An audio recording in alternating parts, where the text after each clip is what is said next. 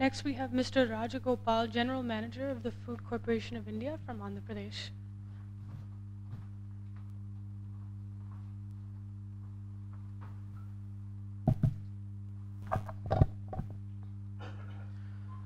Good afternoon, everyone. Being the last speaker just before the lunch session, I have inherent disadvantage of time and getting your attention, so I'll try to keep it very short. I'll be talking about the perspective on crop diversification with focus on pulses with a tinge of the state experience which we had in Telangana. Much has been taught. The basic structure of the presentation is something like this, and some of these aspects I've already covered in the previous session, so I will just run through many of those things. What we were trying to look at is why crop diversification is required, how it can be done, and what are the challenges we face at the ground, and can there be some policy prescriptions.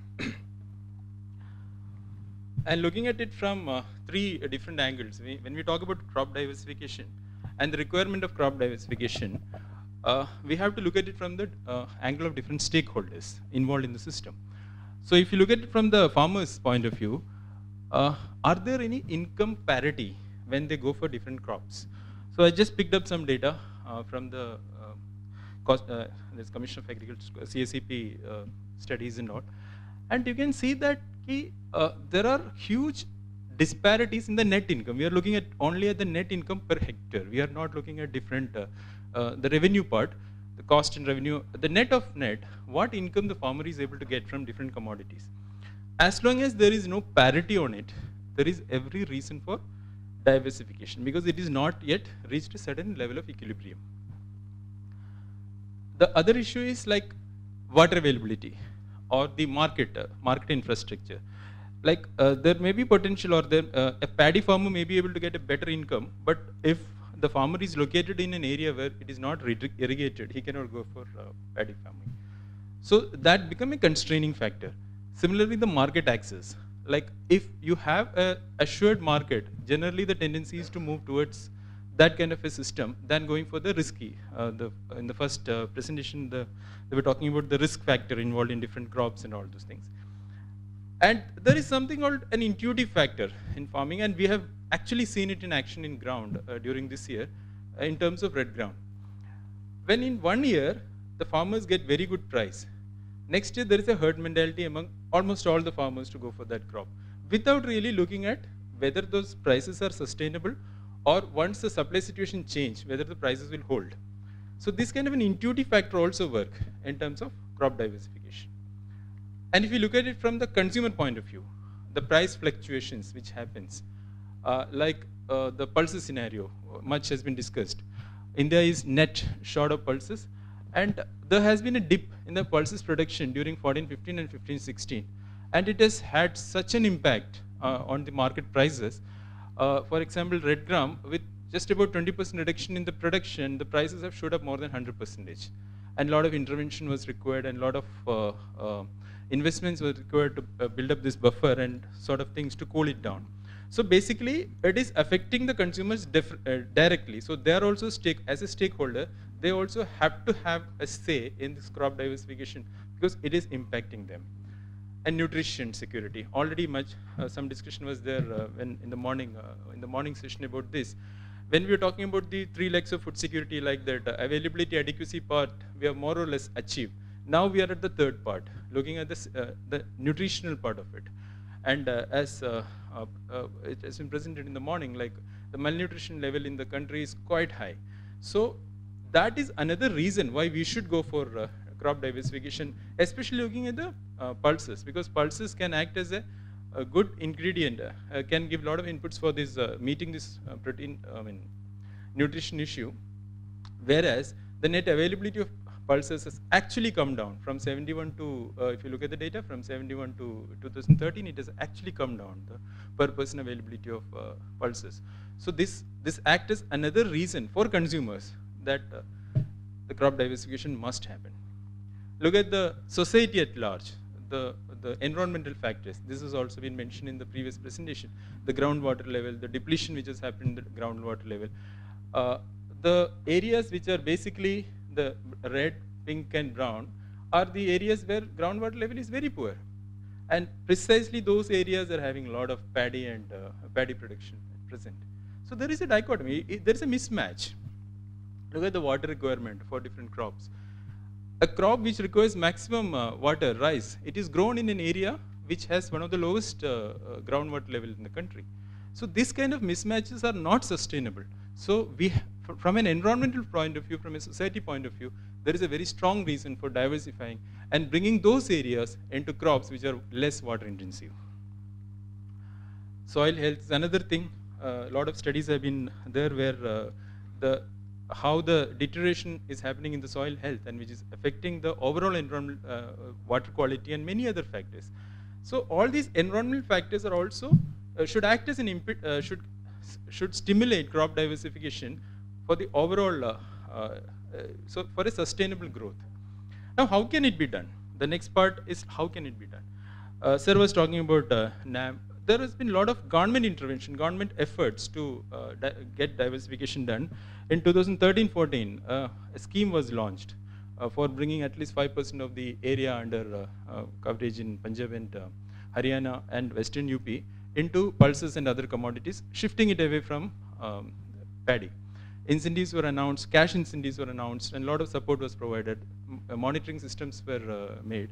So these kind of governmental interventions are happening at various levels to bring in this kind of a crop diversification. But how effective this government intervention will be, only time can say. But more than that, there are certain market factors which act as which drives diversification. Price indicators. Like as I was mentioning about the red gram experience, when farmers see a better price, there is a natural tendency to move towards that particular commodity. So it acts as a stimulus for diversification. Then Sir was also mentioning about the abiotic and biotic factors. Like certain places, like if you have a drought situation, you have to diversify. That's a forced diversification. It's not a induced diversification. Or certain biotic factors, like recently we had a experience in AP where black gram crop was affected by a particular disease and they are not able to control it. So when these kind of things happen, there is a natural tendency among the farmers to move away from such crops. So that kind of diversification happens. Regarding this water, even though we talk about drought and all, actually there is that, I feel that's a policy tool also. Even in an irrigated area, government has the power to control the supply of water to that area. So if that can be used as a policy intervention in some way, by controlling the supply of water and sort of forcing the farmers or give some incentive also to them, it has to be a package, otherwise it can have political ramifications, and inducing them to shift to some other commodities, especially for the irrigated areas. Can it be used? Then of course technology plays a big role. A good example is cotton. The way the area under cotton has increased over the last few years was because of the technological change which is brought in by the new seeds. Now, coming to the challenges at the ground level, I just want to mention about what we have witnessed in Telangana about the crop diversification. What happened was Telangana again is not a very, it's not having very comfortable groundwater situation. That yellow part is adjoining the Krishna and Godavari river. Those areas are better off, but the other part is having very low groundwater situation. So what happened was in 2015-16, before the season, government started an initiative of diversification. They started a program. It started as a government program.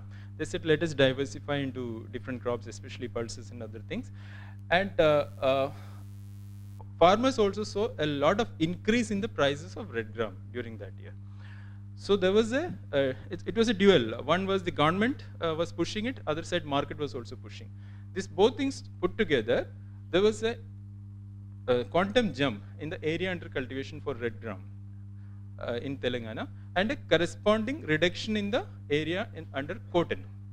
So this was the change, but it led to very interesting scenarios. This year what happened was, last year the average price of red gram farmers got was 8,309 per quintal rate. It has just crashed to 4,540.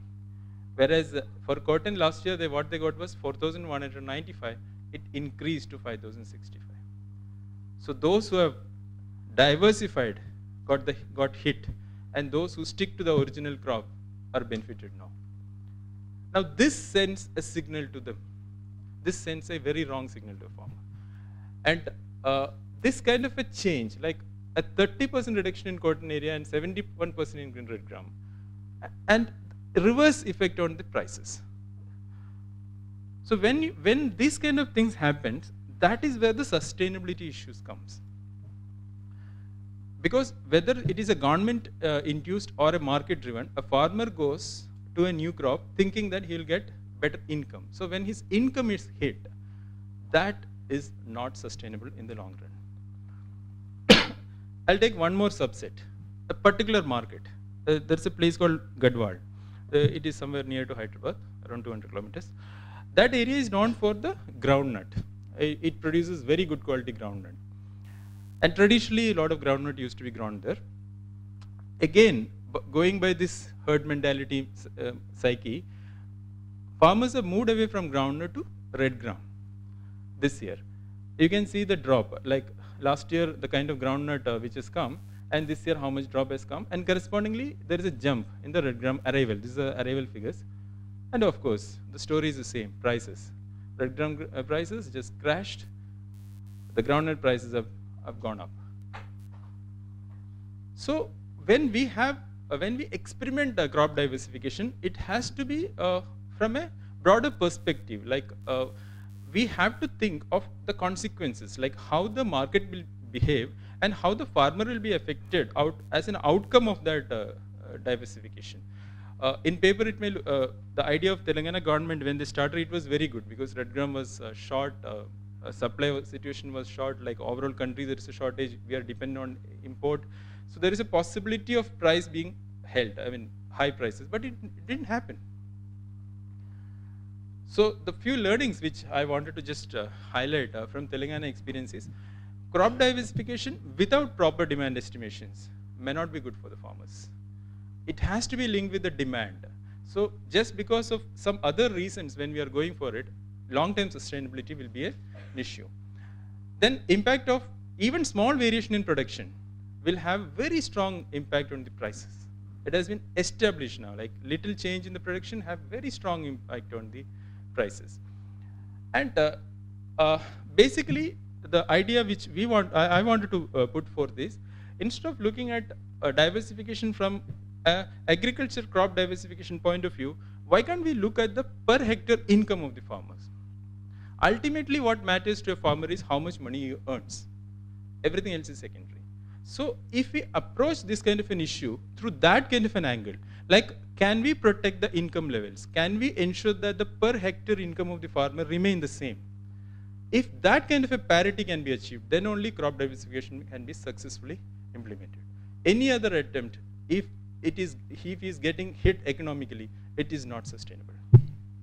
Then procurement system. Sir is talking about the NAM. It is very essential. These two things go side by side. A good example is what is happening in the MSP operation of pulses this year.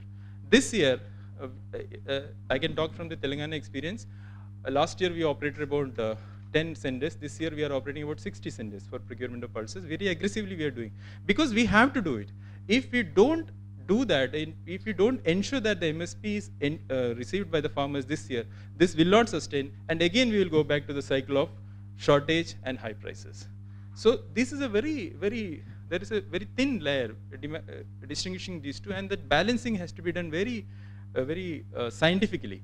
And somehow I have a feeling that when we talk about the diversification, I have seen it happening with the state government. We are not, every arm of the government is not working in tandem. Like it has to be based on scientific analysis of that area, of the what kind of agriculture produce can be produced in a particular area the best, and what kind of price can be achieved for that, what is the demand structure, what is the international prices, a lot of factors are there. Without taking into consideration these factors, if you force the farmers to go for diversification, that will be counterproductive. So it has to be in a more calibrated and scientifically done, then only it can be sustained. That has been our experience from this red gram story of Telangana.